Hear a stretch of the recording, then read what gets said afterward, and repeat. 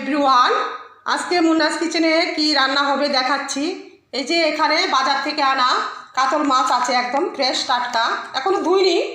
এই যে টাটকা কেটে এনেছে, এখনো পরিষ্কার করে নুন দিয়ে নুন জলে ধুয়ে নেব। একদম ফ্রেশ টাটকা মাছ কেটে আনলো এখন বাজার থেকে। তো মাছ এখন আমি মাছ ভাজা করব, নুন হলুদ আর কি বলবো, সর্ষের তেলে নুন হলুদ আর লঙ্কা মেখে মাছ ভাজা করব। আর কাতল মাছ, আর এখানে আনা হয়েছে পাবদা মাছ। পাবদা মাছ ধনে পাতা দিয়ে পাঁচফোড়ন দিয়ে রান্না করব। আমার রেসিপিতে দেওয়া আছে পাবদা মাছ, আমি অনেকভাবেই দেখিয়েছি। তো পাবদা মাছ আমি পাঁচফোড়ন, আবার অনেকে কালো জিরে দিয়েও ফোড়ন দিয়েও করতে পারেন, আমি পাঁচফোড়ন দিয়ে করব আজকে। পাঁচফোড়ন আর জিরা বাটা আদা বাটা দিয়ে করব, নামানোর সময় ধনে পাতা দিয়ে দেবো। আর নুন হলুদ লঙ্কা মেখে তো একটু ভেজে নিতে হবেই, হালকা। তো মাখা মাখা ঝোল রান্না করবো ধনে পাতা দিয়ে। আর হয়েছে কি বলছি, আর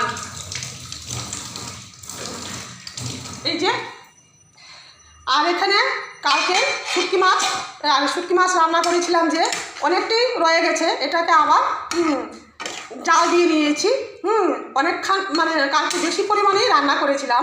তো আমার ভাইরাস ফিভার হওয়ার জন্য মুখে রুচি ছিল না, তাই খাওয়া হয়নি। আর এমনিতেও আমি মাছ তারপর শুটকি এগুলি কমই খাওয়া দাওয়া করি, নিরামিষই খাওয়া দাওয়া করি বেশিরভাগ।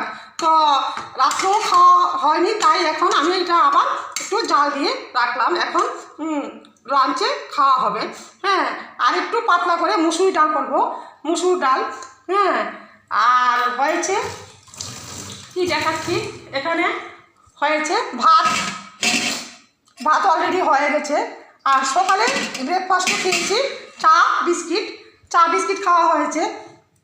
চা বিস্কিট মুড়ি দিয়ে খাওয়া হয়েছে ব্রেকফাস্টে। আজকে চাটা একটু অন্য ধরনের করেছি, শুধু তেজপাতা দিইনি, সাথে একটু গোলমরিচ, লং, তারপরে 4-5-6-7টা লং, গোলমরিচ, একটা তেজপাতা তো রুজি দিই, আর একটু কি বলবো, একটা বড় দারচিনি স্টিক, তারপর আদা থেতু করে সব আধা লিটারকে একদম 1 গ্লাস করে নিয়েছি।